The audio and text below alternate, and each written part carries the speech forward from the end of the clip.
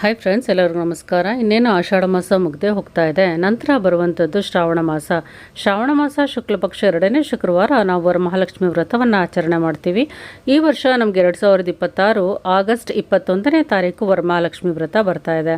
ಮಹಿಳೆಯರೆಲ್ಲ ಈಗಲಿಂದಲೇ ಪೂಜೆಗೆ ಸಿದ್ಧತೆಯನ್ನು ಮಾಡ್ಕೋತಾ ಇರ್ತಾರೆ. ತಾಯಿಗೆ ಯಾವ ಸೀರೆ ಉಡಿಸ್ಬೇಕು, ಯಾವ ಒಡವೆಗಳನ್ನು ತೊಡಿಸ್ಬೇಕು, ಯಾವ ರೀತಿಯೆಲ್ಲ ಅಲಂಕಾರ ಮಾಡ್ಕೋಬೇಕು ಅನ್ನೋದು ಈಗಲೇ ಯೋಚನೆ ಮಾಡೋಕ್ಕೆ ಶುರು ಮಾಡಿರ್ತಾರೆ.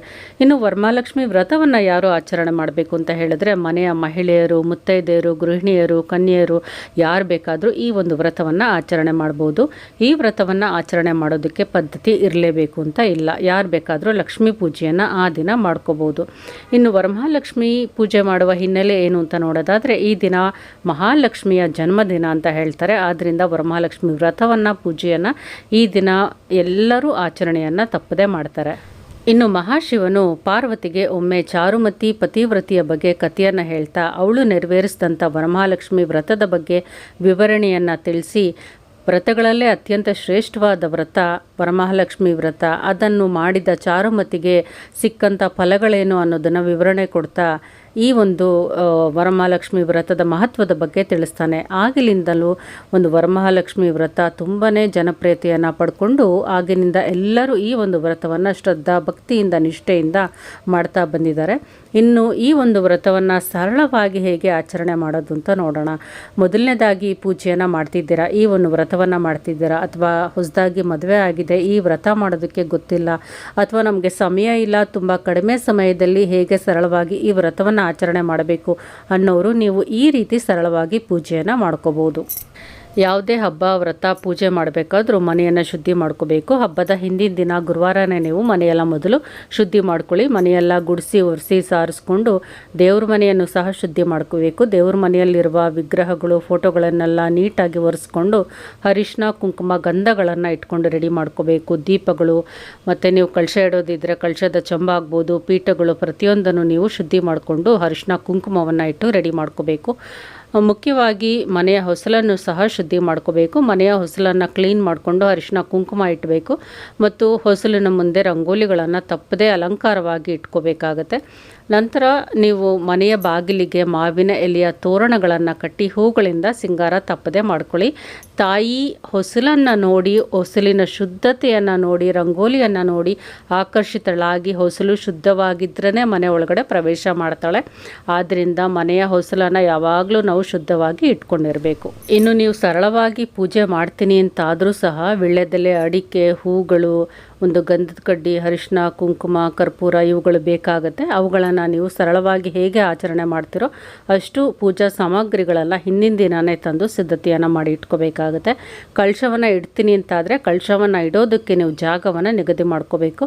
ನೀವು ಪೂಜಾ ರೂಮಲ್ಲಿ ಇಟ್ಟರೂ ಸರಿ ಅಥವಾ ಹಾಲ್ನಲ್ಲಿ ಇಟ್ಟರೂ ಸರಿ, ಜಾಗವನ್ನು ಮೊದಲು ನಿಗದಿ ಮಾಡಿಕೊಂಡು ಆ ಸ್ಥಳವನ್ನು ಕ್ಲೀನ್ ಮಾಡಿಕೊಂಡು ಒಂದು ಟಿಪಾಯಿ ರೆಡಿ ಮಾಡಿಕೊಂಡು ಅದ್ರ ಮೇಲೆ ಒಂದು ಹಳದಿ ಬಟ್ಟೆಯನ್ನು ಹಾಸ್ಕೊಂಡು, ಹಳದಿ ಅಥವಾ ಒಂದು ಬಿಳಿ ಬಟ್ಟೆಯನ್ನು ಹಾಸ್ಕೊಂಡು ಪೀಠವನ್ನು ರೆಡಿ ಮಾಡಿ ಮೊದಲೇ ಇಟ್ಕೋಬೇಕಾಗುತ್ತೆ. ಇನ್ನು ತಾಯಿಗೆ ಬೆಲ್ಲದಿಂದ ಮಾಡಿರುವಂಥ ಸಿಹಿ ಭಕ್ಷ್ಯಗಳು ಅಂದರೆ ತುಂಬಾ ಪ್ರಿಯ. ನೀವು ಹಿಂದಿನ ದಿನಾನೇ ನಿಮಗೆ ಸಿಂಪಲ್ಲಾಗಿ ಏನು ನೈವೇದ್ಯ ಮಾಡೋದಕ್ಕೆ ಆಗುತ್ತೋ ನೀವು ಅದನ್ನು ಮಾಡ್ಕೋಬೋದು. ರವೆ ಉಂಡೆ ಆಗಿರ್ಬೋದು, ಕರ್ಜಿಕಾಯಿ, ಒಬ್ಬಟ್ಟು ಮಾಡ್ಕೊಳ್ಳೋದಿದ್ರೆ ಹಿಂದಿನ ದಿನ ಮಾಡ್ಕೋಬೋದು. ಅಥವಾ ನೀವು ಪೂಜೆ ಮಾಡೋದಕ್ಕಿಂತ ಮುಂಚೆ ಬೆಲ್ಲದನ್ನು ಆಗ್ಬೋದು ಅಥವಾ ಬೆಲ್ಲದಿಂದ ಮಾಡಿರುವಂಥ ಪಾಯಸ ಇವುಗಳನ್ನು ಒಂದು ಪೂಜೆ ಮಾಡೋದಕ್ಕಿಂತ ಮುಂಚೆ ನೀವು ಸಿದ್ಧತೆಯನ್ನು ಮಾಡ್ಕೋಬೋದು. ಇನ್ನು ಪೂಜಾ ದಿನ ಬೆಳಿಗ್ಗೆ ಬೇಗನೆ ಎದ್ದು ತಲೆಗೆ ಸ್ನಾನ ಮಾಡಿಕೊಂಡು ಮಡಿ ಸೀರೆಯನ್ನು ಉಟ್ಕೋಬೇಕು. ಕೈಗೆ ಬಳೆಗಳನ್ನು ತೊಟ್ಕೊಂಡು ತಲೆಗೆ ಹೂವನ್ನು ಮುಡಿದು ಒಂದು ತಿಲಕವನ್ನು ಮುಖಕ್ಕೆ ಇಟ್ಟು ನಂತರ ಪೂಜೆಯನ್ನು ಪ್ರಾರಂಭ ಮಾಡಬೇಕು. ನೀವು ಬೆಲ್ಲದನ್ನು ಪಾಯಸ ಏನಾದರೂ ಮಾಡ್ಕೊಳ್ಳೋದಿದ್ದರೆ ನೀವು ಮುಂಚೆನೇ ಅದನ್ನು ಈಗ ನೈವೇದ್ಯವನ್ನು ಮಾಡಿಟ್ಕೊಂಡು ಪೂಜೆಯನ್ನು ಶುರು ಮಾಡ್ಕೋಬೇಕು. ಇನ್ನು ಪೂಜಾ ಸಿದ್ಧತೆಗೆ ಬರೋದಾದರೆ ನೀವು ದೇವ್ರ ಮನೆಯಲ್ಲೇ ಕಳಶವನ್ನು ಇಡ್ತೀನಿ ಅಂತಾದರೆ ಪೀಠವನ್ನು ರೆಡಿ ಮಾಡಿಕೊಂಡು ಕಳಶ ಯಾವಾಗಲೂ ಪೂರ್ವಾಭಿಮುಖ ಅಥವಾ ಉತ್ತರಾಭಿಮುಖವಾಗಿ ಇರೋ ರೀತಿ ಕಳಶವನ್ನು ಇರಿಸ್ಕೋಬೇಕು. ಅದಕ್ಕೆ ನೀವು ಜಾಗವನ್ನು ಸಿದ್ಧತೆ ಮಾಡ್ಕೋಬೇಕು. ಮೊದಲು ಒಂದು ಪೀಠವನ್ನು ಹಾಕ್ಕೊಂಡು ಅದರ ಮೇಲೆ ಅಷ್ಟದಳದ ರಂಗೋಲಿಯನ್ನು ಇಟ್ಕೋಬೇಕು. ಅದರ ಮೇಲೆ ಸ್ವಲ್ಪ ಅರಿಶಿನ, ಕುಂಕುಮ ಇಟ್ಟು ಒಂದು ಮುತ್ತುಗದ ಎಲೆ ಅಥವಾ ಒಂದು ಬಾಳೆ ಎಲೆ ಅಥವಾ ಒಂದು ತಟ್ಟೆಯನ್ನು ಇಟ್ಟು 5 ಹಿಡಿ ಅಕ್ಕಿಯನ್ನು ಅದರ ಮೇಲೆ ಹಾಕಿ ಅದನ್ನು ಸ್ಪ್ರೆಡ್ ಮಾಡಿಕೊಂಡು ಉಂಗುರದ ಬೆರಳಿನಿಂದ ಅಕ್ಕಿ ಮೇಲೆ ಒಂದು ಓಂ ಅಥವಾ ಸ್ವಸ್ತಿಕನ್ನು ಬಿಡಿಸ್ಕೋಬೇಕು. ಅದರ ಮೇಲೆ ಸ್ವಲ್ಪ ಅರಿಶಿನ, ಕುಂಕುಮ ಹಾಕ್ಕೊಂಡು ಕಳಶದ ಚೊಂಬನ ಸಿದ್ಧತೆ ಮಾಡ್ಕೊಂಡಿರ್ತೀರಲ್ವ, ಅದನ್ನು ನೀವು ಅಕ್ಕಿ ಮೇಲೆ ಇಟ್ಕೋಬೇಕು. ಕಳಶದ ಚಂಬಿಗೂ ಸಹ ಸುತ್ತಲೂ ಅರಿಶಿನ ಕುಂಕುಮ ಇಟ್ಟಿರಬೇಕು. ಕಳಶದ ಚಂಬಿನ ಕಂಠದವರೆಗೂ ಶುದ್ಧವಾದ ನೀರನ್ನು ತುಂಬಿಸ್ಕೋಬೇಕು. ನಿಮ್ಮ ಮನೆ ಪದ್ಧತಿ ಪ್ರಕಾರ ನೀರನ್ನಾದರೂ ತುಂಬಿಸ್ಕೋಬೋದು, ಅಥವಾ ಅಕ್ಕಿ ಗೋಧಿ ಧಾನ್ಯಗಳಿಂದನೂ ಸಹ ಕಳಶವನ್ನು ತುಂಬಿಸ್ಕೋಬೋದು. ನಿಮ್ಮ ಮನೆ ಪದ್ಧತಿ ಪ್ರಕಾರ ನೀವು ಮಾಡ್ಕೋಬೋದು. ಇನ್ನು ಕಳಶದ ಒಳಗಡೆ ಏನೆಲ್ಲ ಹಾಕಬೇಕು ಅಂತ ಹೇಳಿದ್ರೆ, ಸ್ವಲ್ಪ ಅರಿಶಿನ ಕುಂಕುಮ, ಅಕ್ಷತೆ, ಹೂವು, ಸ್ವಲ್ಪ ಗಂಧದ ಪುಡಿ, ಸ್ವಲ್ಪ ಜವ್ವಾದಿ ಪೌಡರ್ ಇದ್ದರೆ ಆ ಪುಡಿಯನ್ನು ಹಾಕ್ಕೊಳ್ಳಿ. ಲಾವಾಂಚನ ಬೇರೆ ಇದ್ದರೆ ಅದನ್ನು ಸ್ವಲ್ಪ ನೀವು ಹಾಕ್ಕೋಬೋದು. ಒಂದು ಚಿಕ್ಕದಾಗಿ ಚಿನ್ನದ ಓಲೆ ಅಥವಾ ಒಂದು ಉಂಗುರ ಅಥವಾ ಮೂಗುತಿ ಏನಾದರೂ ಇದ್ದರೆ ಅದನ್ನು ಸಹ ನೀವು ಹಾಕ್ಕೋಬೋದು. ಇಷ್ಟು ಹಾಕ್ಕೊಂಡ್ರೆ ಸಾಕಾಗುತ್ತೆ. ಇನ್ನು ಕೆಲವರು ಕವಡೆಗಳು, ತಾವರೆ ಬೀಜ, ಗೋಮತಿ ಚಕ್ರಗಳನ್ನು ಸಹ ಕಳಶದ ನೀರಿನ ಒಳಗಡೆ ಹಾಕ್ತಾರೆ. ಡ್ರೈ ಫ್ರೂಟ್ಸನ್ನು ಸಹ ಹಾಕ್ತಾರೆ. ಅವುಗಳನ್ನು ನೀವು ಪೂಜೆಗೆ ಕಳಶದ ಮುಂದೆ ಇಟ್ಟರೆ ತುಂಬಾ ಉತ್ತಮ. ಕಳಶದ ಒಳಗಡೆ ಹಾಕೋದಕ್ಕಿಂತ ಇಷ್ಟು ಹಾಕಿದ್ರೆ ಸಾಕು. ನಂತರ ನೀವು ಕಳಶದ ಚಂಬಿನ ಕಂಠದಲ್ಲಿ 5 ವೀಳ್ಯದೆಲೆಯನ್ನು ಇರಿಸ್ಕೊಳ್ಳಿ, ಅಥವಾ ಒಂದು ಮಾವಿನ ಎಲೆಯ ಗೊಂಚಲನ್ನು ಸಹ ಇಟ್ಕೋಬೋದು. ಅದ್ರ ಮೇಲೆ ಒಂದು ತೆಂಗಿನಕಾಯಿಯನ್ನು ಇರಿಸ್ಕೋಬೇಕು. ತೆಂಗಿನಕಾಯಿ ಜುಟ್ಟು ಮೇಲ್ಗಡೆ ಇರೋ ರೀತಿ ಇರಿಸ್ಕೋಬೇಕು. ಕಾಯಿಯನ್ನು ನೀವು ಬಲ್ತಿರೋ ಕಾಯಿ, ನೀರು ಹೆಚ್ಚಾಗಿರುವಂಥ ಕಾಯಿಯನ್ನು ಆರಿಸ್ಕೊಂಡು ನೀವು ಇಟ್ಕೋಬೇಕಾಗತ್ತೆ. ಅದಕ್ಕೂ ಸಹ ಅರಿಶಿನವನ್ನು ಹಚ್ಚಿ, ಅರಿಶಿನ ಕುಂಕುಮ ಕಾಯಿಗೂ ಸಹ ಇಟ್ಟಿರಬೇಕು. ಇನ್ನು ಕಳಶಕ್ಕೆ ನಿಮ್ಮ ಇಚ್ಛೆಯಾನುಸಾರ ಹೂವು, ಒಡವೆ, ಗೆಜ್ಜೆ ವಸ್ತ್ರದಿಂದ ಅಲಂಕಾರ ಮಾಡ್ಕೋಬೇಕು. ಒಂದು ತಾಳಿಯನ್ನು ತಪ್ಪದೆ ಕಟ್ಕೊಳ್ಳಿ. ತಾಳಿ ಇಲ್ಲ ಅಂತ ಹೇಳಿದ್ರೆ ಕೌಲೊಡ್ದಿರುವಂಥ 3 ಕೌಲು ಹೊಡೆದಿರುವಂಥ ಅರಿಶಿಣದ ಕೊಂಬಿಗೆ ಅರಿಶಿಣದ ದಾರವನ್ನು ಕಟ್ಕೊಂಡು ಅದನ್ನು ನೀವು ಕಳಶಕ್ಕೆ ಕಟ್ಕೋಬೇಕಾಗತ್ತೆ. ತಾಳಿ ಸ್ವರೂಪವಾಗಿ ಕಳಶವನ್ನು ನಿಮ್ಮ ಇಚ್ಛೆಯಾನುಸಾರ, ನಿಮ್ಮ ಶಕ್ತಿಯ ಅನುಸಾರ ಅಲಂಕಾರ ಮಾಡ್ಕೋಬೋದು. ಕಳಶಕ್ಕೆ ನೀವು ಬ್ಲೌಸ್ ಪೀಸಿಂದ ಸೀರೆ ಆದರೂ ಉಡಿಸ್ಬೋದು, ಅಥವಾ ಹೊಸ ಸೀರೆ ಇದ್ದರೆ ನಿಮಗೆ ಸಾಧ್ಯ ಆದರೆ ಕಳಶಕ್ಕೆ ಸೀರೆಯನ್ನು ಸಹ ಉಡಿಸ್ಬೋದು. ನೀವು ಮಾಡಿಟ್ಟಿರುವಂಥ ನೈವೇದ್ಯ ಏನಿದೆ ಅದನ್ನು ನೀವು ತಟ್ಟೆಗಳಲ್ಲಿ ಜೋಡಿಸ್ಕೊಂಡು ಕಳಶದ ಮುಂದೆ ಇಟ್ಕೋಬೇಕು. 3 ತಟ್ಟೆ, 1 ತಟ್ಟೆಯಿಂದ ಹಿಡಿದು 1, 3, 5, 7, 9 ಈ ರೀತಿ ಬೆಸ ಸಂಖ್ಯೆ ಅಂದರೆ ಆಡ್ ನಂಬರ್ಸಲ್ಲಿ ತಟ್ಟೆಗಳನ್ನು ನೀವು ಕಳಶದ ಮುಂದೆ ಜೋಡಿಸ್ಕೋಬೋದು. ಒಂದರಲ್ಲಿ ವೀಳ್ಯದೆಲೆ, ಅಡಿಕೆ, ಹಣ್ಣುಗಳನ್ನು ಇಟ್ಕೋಬೋದು. ಇನ್ನೊಂದರಲ್ಲಿ ನೀವು ಮಾಡಿರುವಂಥ ಸಿಹಿ ಪದಾರ್ಥ ಇಟ್ಕೋಬೋದು. ಇನ್ನೊಂದರಲ್ಲಿ ತೆಂಗಿನಕಾಯಿ, ಇನ್ನೊಂದರಲ್ಲಿ ಬಳೆಗಳು, ಇನ್ನೊಂದರಲ್ಲಿ ವೀಳ್ಯದೆಲೆ, ಅಡಿಕೆ, ಇನ್ನೊಂದರಲ್ಲಿ ಕಾಯಿನ್ಸು, ನೋಟು. ಈ ರೀತಿ ನಿಮ್ಮ ಶಕ್ತಿಯ ಅನುಸಾರ ತಟ್ಟೆಗಳನ್ನು ನೀವು ಜೋಡಿಸ್ಕೋಬೋದು. ಕಾಯಿನ್ಸು 32 ಕಾಯಿನ್ಸನ್ನು ತಪ್ಪದೆ ಇಟ್ಕೊಂಡು ಅದರ ಜೊತೆ ನೋಟುಗಳನ್ನು ನೀವು ತಾಯಿ ಮುಂದೆ ಇಡಬೇಕು. ಆ 32 ಕಾಯಿನ್ಸನ್ನು ನೀವು ಪೂಜೆ ಆದಮೇಲೆ ಜೋಪಾನವಾಗಿ ತೆಗೆದಿಟ್ಕೊಂಡು ಪ್ರತಿ ವರ್ಷ ಅದೇ ಕಾಯಿನ್ಸನ್ನು ನೀವು ಪೂಜೆಗೆ ಇಡ್ಬೋದು. ಇನ್ನು ತಾಯಿಗೆ ನೈವೇದ್ಯಕ್ಕೆ ಏನು ಮಾಡಬೇಕು ಅಂತ ಹೇಳಿದ್ರೆ ಅವರ ಇಚ್ಛೆಯಾನುಸಾರ, ಅವರ ಶಕ್ತಿಯ ಅನುಸಾರ ಮಾಡ್ತಾರೆ. ಬೆಲ್ಲದಿಂದ ಮಾಡಿರುವಂಥ ನೈವೇದ್ಯ ಅಂದರೆ ತಾಯಿಗೆ ತುಂಬಾ ಇಷ್ಟ. ಯಾವುದಾದ್ರೂ ಒಂದು ಬೆಲ್ಲದಿಂದ ಮಾಡಿರುವಂಥ ನೈವೇದ್ಯವನ್ನು ತಪ್ಪದೇ ಇಡಬೇಕು. ಬೆಲ್ಲದನ್ನ ಮಾಡ್ಬೋದು, ಬೆಲ್ಲದಿಂದ ಮಾಡಿರುವಂಥ ಪಾಯಸ ಮಾಡ್ಬೋದು, ಅಕ್ಕಿ ಪಾಯಸ ಆಗ್ಬೋದು. ಒಂದು ಬೆಲ್ಲದ ಅಚ್ಚನ್ನು ಸಹ ನೀವು ತಾಯಿಗೆ ತಪ್ಪದೇ ಇಡ್ಬೋದು. ನಮಗೆ ಏನೂ ಇಡೋದಕ್ಕೆ ಸಾಧ್ಯ ಆಗ್ತಾ ಇಲ್ಲ ಅಥವಾ ಶಕ್ತಿ ಇಲ್ಲ ಅಂತ ಹೇಳಿದ್ರೆ ವೀಳ್ಯದೆಲೆ, ಅಡಿಕೆ, 2 ಬಾಳೆಹಣ್ಣನ್ನು ಇಡ್ಬೋದು, ಒಂದು ಬೆಲ್ಲದ ಅಚ್ಚು. ಇಷ್ಟಿಟ್ಟು ನೀವು ಪೂಜೆಯನ್ನು ಸಲ್ಲಿಸಿದ್ರೂ ಸಹ ಶ್ರದ್ಧಾ ಭಕ್ತಿಯಿಂದ ತಾಯಿ ಖಂಡಿತವಾಗ್ಲೂ ಸಂಪನ್ನಳಾಗ್ತಾಳೆ. ಶ್ರದ್ಧಾ ಭಕ್ತಿ ಮಾತ್ರ ಇಲ್ಲಿ ತುಂಬಾ ಮುಖ್ಯ. ಇನ್ನು ತಾಯಿಗೆ ಒಂದು ಕವಡೆಗಳು, ಗೋಮತಿ ಚಕ್ರ, ತಾವರೆ ಬೀಜ ಅಂದರೆ ತುಂಬಾ ಇಷ್ಟ. ಅವುಗಳು ಸಿಕ್ಕಿದ್ರೆ 5 ತಂದು ನೀವು ಪೂಜೆಗೆ ಇಡ್ಬೋದು.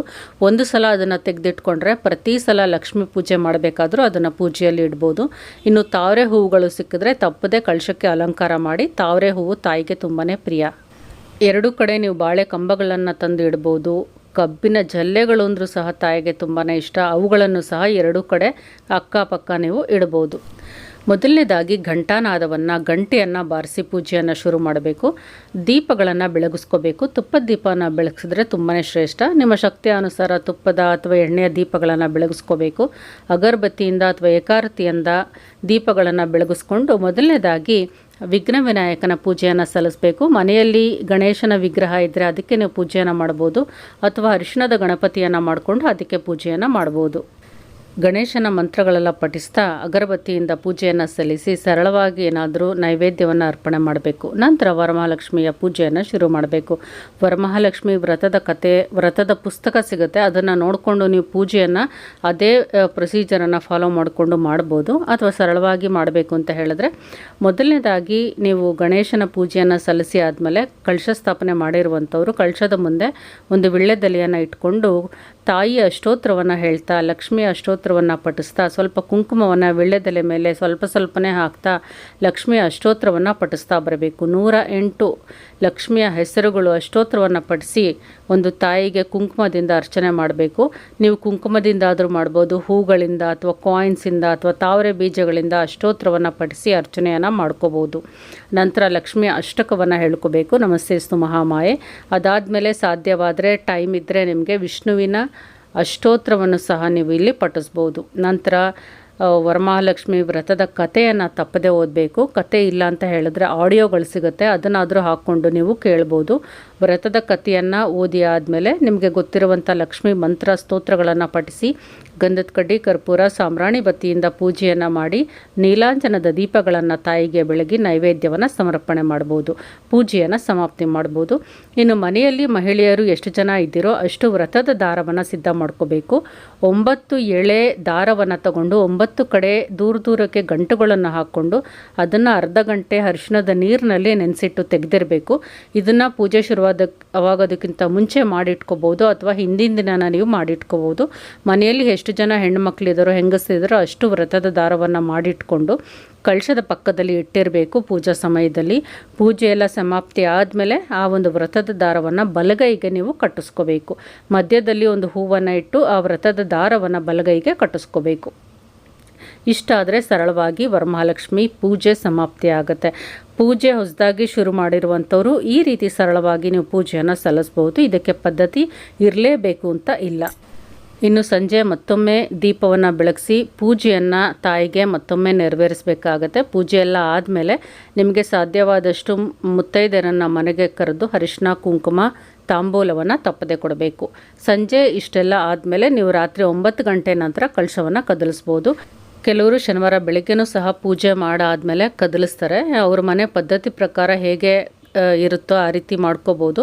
ರಾತ್ರಿ 9 ಗಂಟೆ ನಂತರ ತಾಯಿಗೆ ಕೆಂಪಾರತಿಯನ್ನು ಮಾಡಿ ನಂತರ ಪೂಜೆಯಲ್ಲಿ ಯಾವುದೇ ಲೋಪದೋಷಗಳು ತಪ್ಪುಗಳು ಉಂಟಾಗಿದ್ರೂ ಅದನ್ನೆಲ್ಲ ಕ್ಷಮಿಸು ಅಂತ ಹೇಳ್ತಾ ತಾಯಿಯಲ್ಲಿ ಒಂದು ಪ್ರಾರ್ಥನೆ ಮಾಡಿಕೊಂಡು ಕಳಶವನ್ನು ಕದಲಿಸ್ಬೇಕು. ಬಲಗಡೆ 3 ಸಲ ಕಳಶವನ್ನು ಜರುಗಿಸ್ಬೇಕು. ಸ್ವಲ್ಪ ಹೂವನ್ನು ಕೆಳಗಡೆ ಈ ರೀತಿ ತೆಗೆದು ಹಾಕಬೇಕು. ನಂತರ ಕಳಶ ಕದಲುವಿಕೆ ಆಗುತ್ತೆ. ಇಷ್ಟಾದರೆ ಸಂಪೂರ್ಣವಾಗಿ ಪೂಜೆ ಸಮಾಪ್ತಿ ಆಗುತ್ತೆ. ಶನಿವಾರ ಬೆಳಗ್ಗೆ ಎದ್ದು ನೀವು ಸ್ನಾನ ಮಾಡಿಕೊಂಡು ಮತ್ತೊಮ್ಮೆ ಪೂಜೆಯನ್ನು ಸಲ್ಲಿಸ್ಬೋದು. ಶನಿವಾರ ಒಂದು 11 ಗಂಟೆ ಮೇಲೆ ಅಥವಾ ಮಧ್ಯಾಹ್ನದ ಮೇಲೆ ನೀವು ಕಳಶವನ್ನು ತೆಗಿಬೋದು. ಇದು ಸರಳವಾಗಿ ಹೊಸದಾಗಿ ಪೂಜೆ ಶುರು ಮಾಡುವಂಥವ್ರು ಅಥವಾ ಹೊಸದಾಗಿ ಮದುವೆ ಆಗಿರುವಂಥವ್ರು ಅಥವಾ ಸರಳವಾಗಿ ಟೈಮ್ ಜಾಸ್ತಿ ಇಲ್ಲ, ಬೇಗ ಒಂದು ಪೂಜೆಯನ್ನು ಮುಗಿಸ್ಬೇಕು ಅಂತ ಅನ್ನೋರು ಈ ರೀತಿ ಸರಳವಾಗಿ ಒಂದು ವ್ರತವನ್ನು ಆಚರಣೆಯನ್ನು ಮಾಡ್ಬೋದು.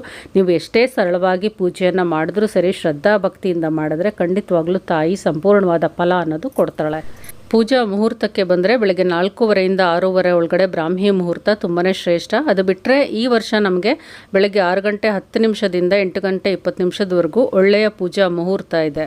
ಆ ಸಮಯದಲ್ಲಿ ನೀವು ಕಳಶ ಸ್ಥಾಪನೆ ಮಾಡಿಕೊಂಡು ಪೂಜೆಯನ್ನು ನೆರವೇರಿಸ್ಬೋದು. ಸಂಜೆ 7 ಗಂಟೆಯಿಂದ ನಿಮಗೆ 8 ಗಂಟೆವರೆಗೂ ಒಳ್ಳೆ ಪೂಜಾ ಮುಹೂರ್ತ ಇದೆ. ಬೆಳಗ್ಗೆ ಆಗದೇ ಇರುವಂಥವರು ಸಂಜೆ ಮಾಡ್ಬೋದು. ಈ ವಿಡಿಯೋ ಇಷ್ಟ ಆಗಿದ್ದರೆ ಲೈಕ್ ಮಾಡಿ, ಶೇರ್ ಮಾಡಿ, ಕಮೆಂಟ್ ಮಾಡಿ. ಏನೇ ಡೌಟ್ಸ್ ಇದ್ದರೂ ಕಮೆಂಟ್ ಸೆಕ್ಷನಲ್ಲಿ ಕೇಳ್ಬೋದು. Thank you for watching my video. Take care.